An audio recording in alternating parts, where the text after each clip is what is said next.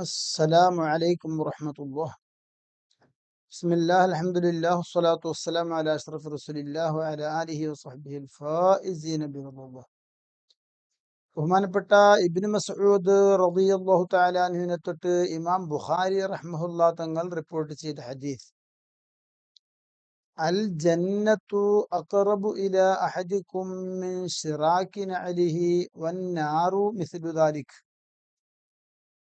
അൽ ജന്നത്തു സ്വർഗം, അഖറബു കൂടുതൽ അടുത്തതാണ്, ഇലാ അഹദിക്കും നിങ്ങൾ ഒരാളിലേക്ക്, മിൻ ശിറാക്കി നഅലിഹി അവന്റെ ചെരുപ്പിന്റെ വാറിനേക്കാൾ, വന്നാറു നരകം മിസ്ലു ദാലിക അതുപോലെയാണ്.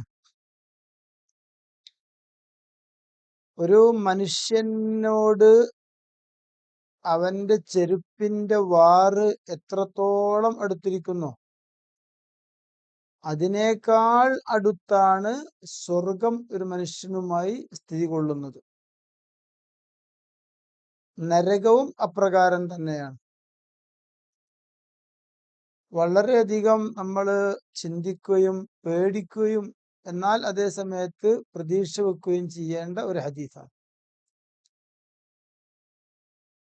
ഇതിന്റെ അന്തസ്സാരം എന്താണ്?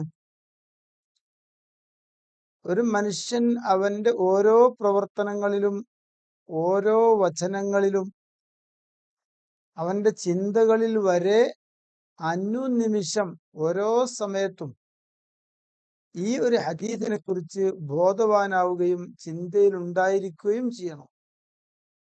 എന്റെ ഏറ്റവും അടുത്ത് സ്വർഗം നിലകൊള്ളുന്നു എന്നതുപോലെ എന്റെ ഏറ്റവും അടുത്ത നരകവും നിലകൊള്ളുന്നു എന്ന് വെച്ചാൽ ഞാൻ ഏത് നിമിഷവും സ്വർഗത്തിലേക്ക് പോവാനും അതേസമയം നരകത്തിലേക്ക് പോവാനുമുള്ള സാധ്യത ഉണ്ട്. എന്റെ ഓരോ വാക്കും ഞാൻ ശ്രദ്ധിക്കണം. എന്റെ വാക്ക് എന്നെ ചിലപ്പോൾ നരകത്തിലേക്ക് തള്ളിയിട്ടേക്കാം. എന്റെ പ്രവർത്തനം ചിലപ്പോൾ എന്നെ നരകത്തിലേക്ക് തള്ളിയിട്ടേക്കാം. എന്റെ തൊട്ടടുത്ത് നരകവും ഉണ്ട് എന്ന ഒരു ഭീതി എപ്പോഴും ഉണ്ടായിരിക്കണം. അതേ സമയത്ത് തെറ്റുകളൊക്കെ സംഭവിച്ച് ഞാനിനി നരകത്തിലേക്കേ പോവുകയുള്ളൂ, സ്വർഗത്തിൽ ഞാൻ പോവുകയില്ല എന്ന് വിചാരിക്കരുത്. സ്വർഗവും അടുത്ത് തന്നെയുണ്ട്. ചുരുക്കി പറഞ്ഞാൽ ഹൗഫ്, പേടി നന്നായിട്ടുണ്ടാവണം. എന്നാൽ അത്രത്തോളം പ്രതീക്ഷയും ഉണ്ടായിരിക്കണം. ബൈനൽ ഹൗഫി വറജായി, പേടിയുടെയും പ്രതീക്ഷയുടെയും ഇടയിലായിരിക്കണം. നമ്മുടെ ഓരോ വാക്കും നമ്മൾ ശ്രദ്ധിക്കണം. ബഹുമാനപ്പെട്ട അബൂ ഹുറൈറ റളിയല്ലാഹു തആല അൻഹുവിനെ തൊട്ട് ഇമാം മുസ്ലിം റഹിമഹുല്ലാഹ് തങ്ങൾ റിപ്പോർട്ട് ചെയ്ത ഹദീസിൽ കാണാം,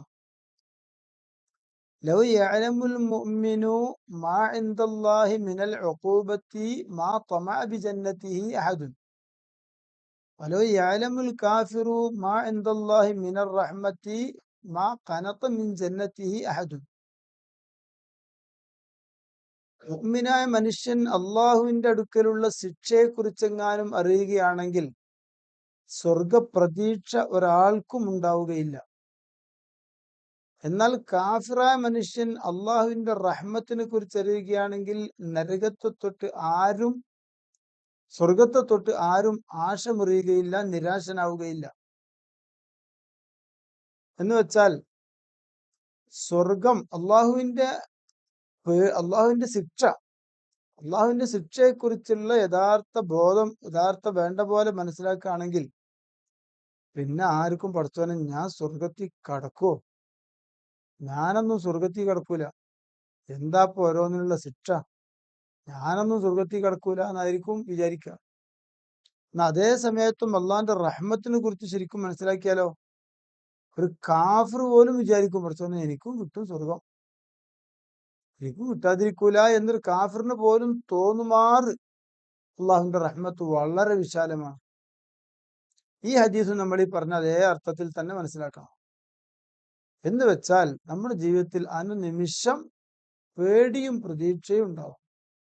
ഒരിക്കലും അതൊക്കെ ശരിയായിക്കോളും, അതൊക്കെ രക്ഷപ്പെട്ടോളൂ, അതൊന്നും പ്രശ്നമില്ല, അതെന്താ രക്ഷപ്പെടും, ഞാനൊന്നും നരകത്തിൽ പോവില്ല എന്ന് മാത്രം വിചാരിച്ച് ഒരിക്കലും നടക്കരുത്. അത്രത്തോളം പേടിയും വേണം പഠിച്ചോനെ.